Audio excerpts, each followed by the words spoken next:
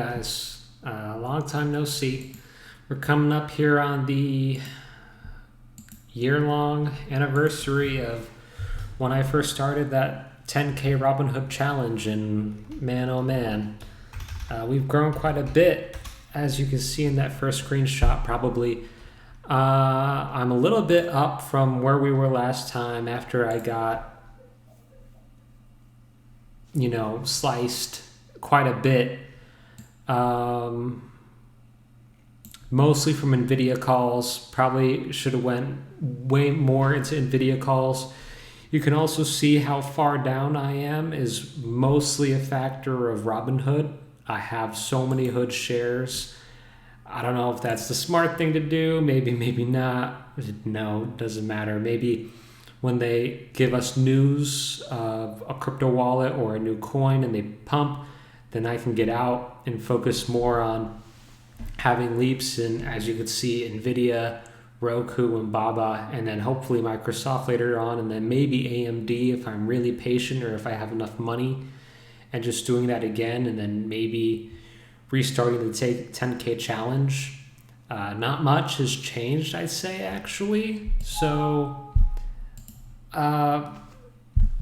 Ray Dalio's been talking a lot about giving more color about inflation and the dollar, and I've just come to realize that with that and inflation rates, it really doesn't matter too much, or at least it's not over until the fat lady sings, and investors really try to stay optimistic.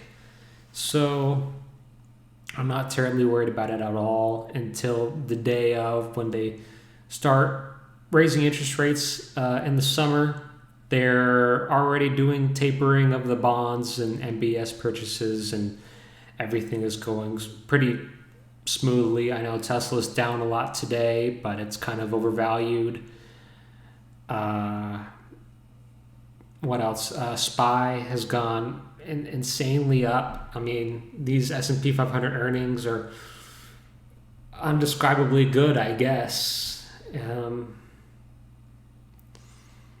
But yeah, I guess I won't make a video as we get closer to January. There's not much to it right now. The cryptos are going up, making new all-time highs. I did, in another account, kind of make a little bit of money off of Shiba coin. But, nothing high conviction there in the crypto space. I wish I had more money to put in there. I wish I was able to buy Solana, but I can't. I don't really have a way to do that.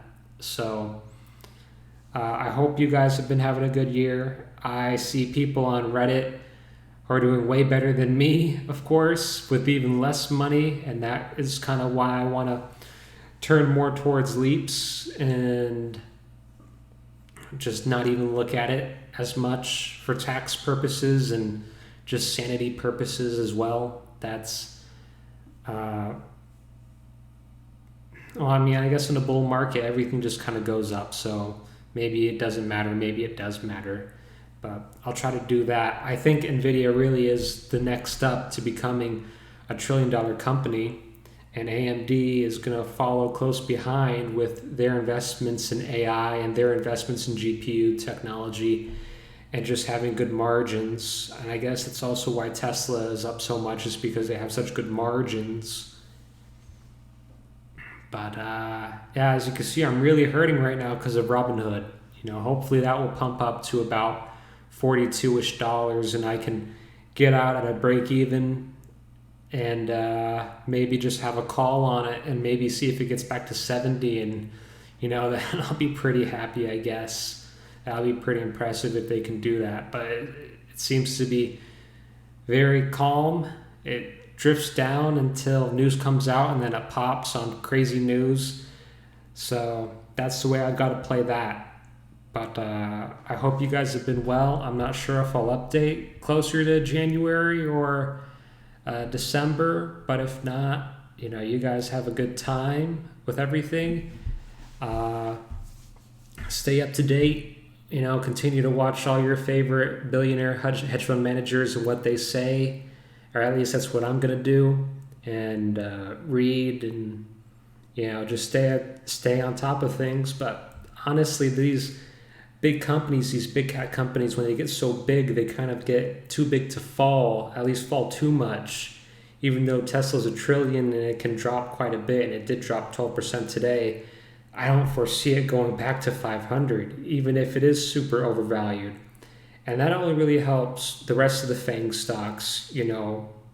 Facebook, which I think is not looking as great as Microsoft, still isn't going to fall nearly as much as you'd hope to or you would expect it to. So kind of just blanketing out and peppering out or diversifying through these very huge companies seems to be the best way. They just have such huge economies of scale and big moats and a lot of money and good margins and ways to deploy things that other smaller companies can't. It really turns me off from investing in smaller companies that were small at the time, like Cloudflare, Lemonade,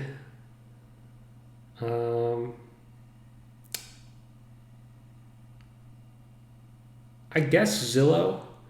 But in Zillow, if I were to go with that, I would have also done Airbnb, both of them.